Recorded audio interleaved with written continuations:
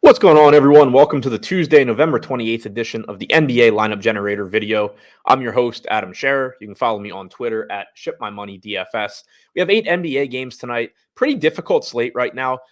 We don't have a ton of value, although Jimmy Butler was ruled out a few minutes ago. So that is going to open up some stuff from Miami. But overall, it's a pretty ugly slate in terms of finding plays that we're really going to be confident in. But those can be really, really profitable slates. They're some of my favorite slates to play because you get to be different, and it's easy to be different as opposed to the slates where there's very, very obvious plays and it's difficult to separate yourself from the field.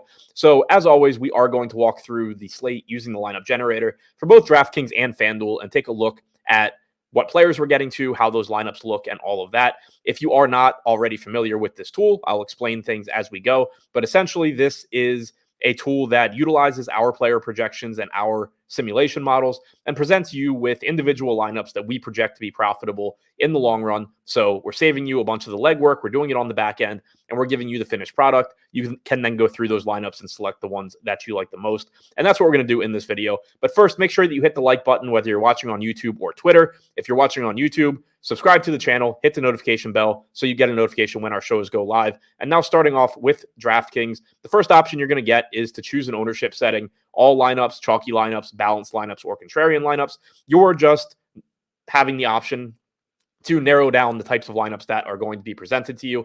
For the purpose of this video, I'm going to go with contrarian. But if let's for example say you were playing low stake single entry, like a $5 single entry, chalky lineups is probably what you're going to look for. But for this video, I'm going to use contrarian lineups. And then the next option you have is to lock a player in. Now, if you're playing something like 20 lineups, this isn't something that I would generally do. But if you are playing that $5 single entry, let's say you know that you want Caleb Martin, then go ahead and just click his name here. It'll save you time because every lineup that is presented to you will have Caleb Martin. But for this video, I will skip that as well. And then we get to the next page, which is where you are being presented with these lineups. You have at the top the salary used, the fantasy projection, and the ownership. And then down here, you have the sliding scale, which is really important because a fantasy point projection and a lineup ownership projection on their own mean nothing. There's no such thing as a good fantasy projection, a good ownership projection.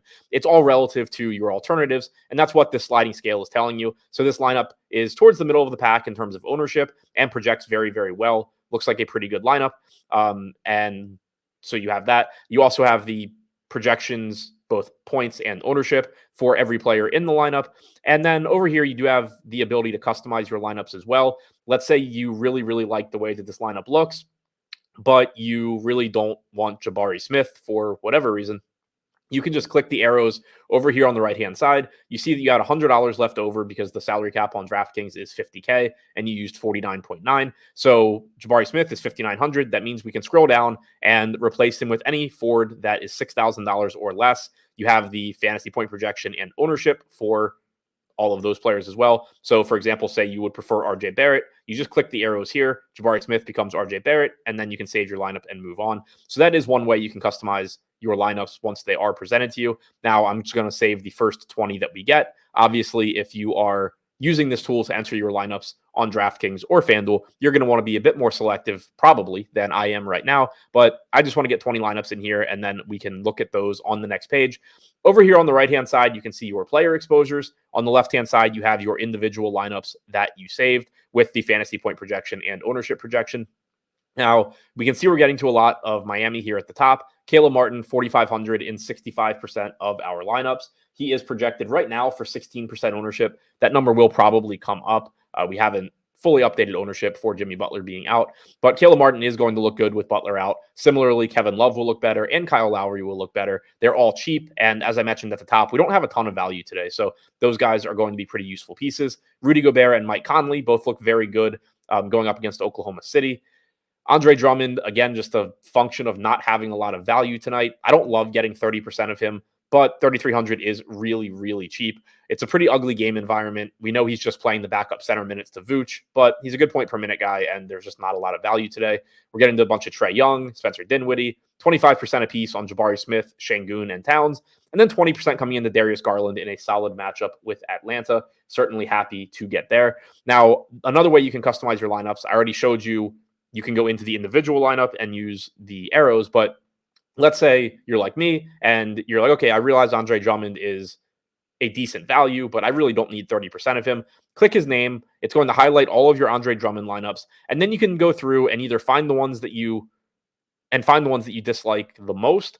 Let's say you want to get it down to 20%, so you need to get rid of 2 of them. You can either swap him out with the arrows like I showed you before, or you can simply just discard the lineup and then go down here to get more lineups. It'll take you right back to that previous page and then grab a couple of lineups that do not have Andre Drummond. And just like that, we are down to 20% of Andre Drummond. Again, now we have more Caleb Martin because I added another Caleb Martin lineup. So obviously pay attention to players that increase, but that's how you can customize your exposures once you've selected lineups. Obviously it can be difficult if you're just going through and you're like, man, I really like this lineup. I really like that lineup. You're not going to remember every single player that was in every lineup. So that's how you can quickly fix it or adjust things if you realize that you're taking on a little bit too much risk in terms of player exposure. Now, looking at how some of these individual lineups look, I want to take a look at this one. Only 88% projected ownership, but still a pretty healthy 251 fantasy point projection. We have Trae Young, who is only projected for 5% ownership. Tough matchup tonight against Cleveland, but still one of the higher totals on the slate.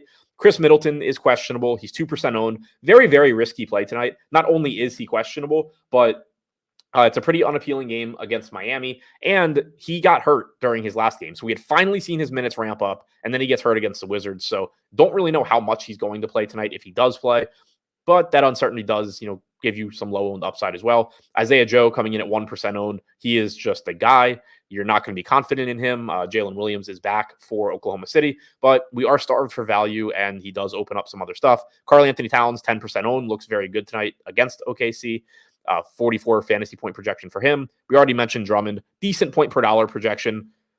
Sucks that he's a center. The opportunity cost is certainly high there, but not a lot of value today. Lowry looks like one of the more popular value pieces at 22%. Naz Reid, 10% owned. And then Alperen Şengün, one of my favorite plays on the slate, pulling 27% ownership. But this game does have massive in-season tournament implications for Houston.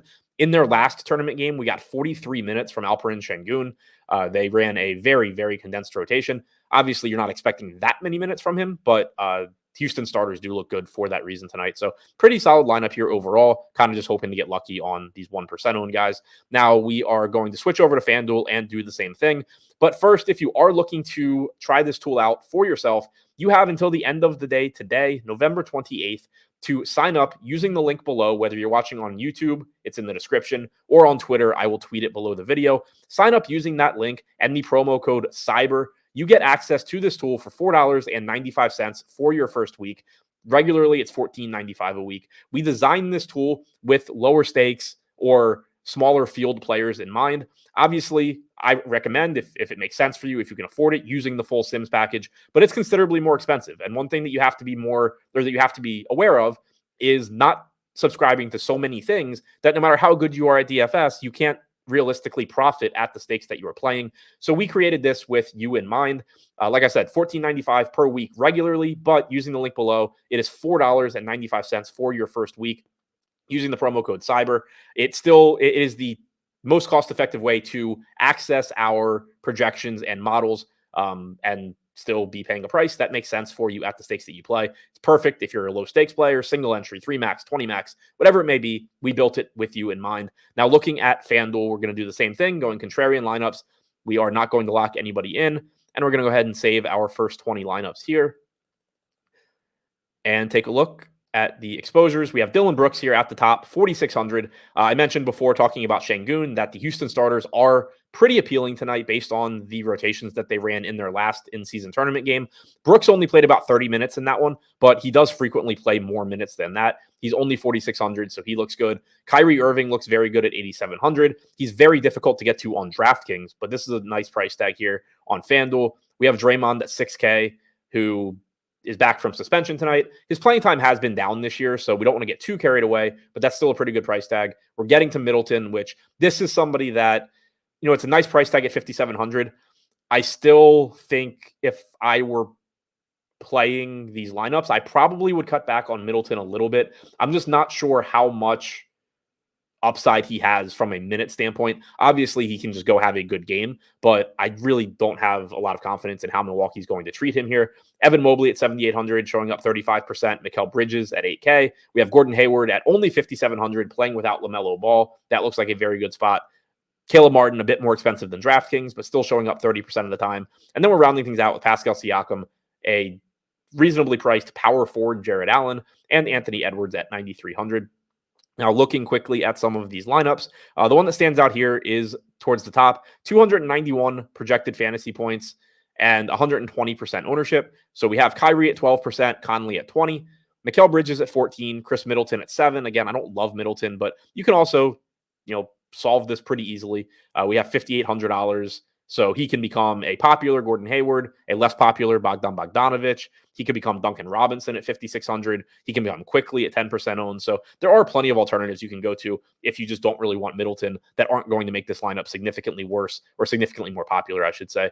Cam Johnson pulling 10% ownership, Brooks at 20, Jared Allen at 19, Wiggins at 9. And then we're rounding things out with a $9,400 BAM playing without Jimmy Butler. Pretty appealing spot to get to at only 8% owned. That's all I have for you today. Thank you for checking out the video. Good luck on your lineups tonight. And don't forget to use the link below and the promo code CYBER to get access to this tool for just $4.95 for your first week.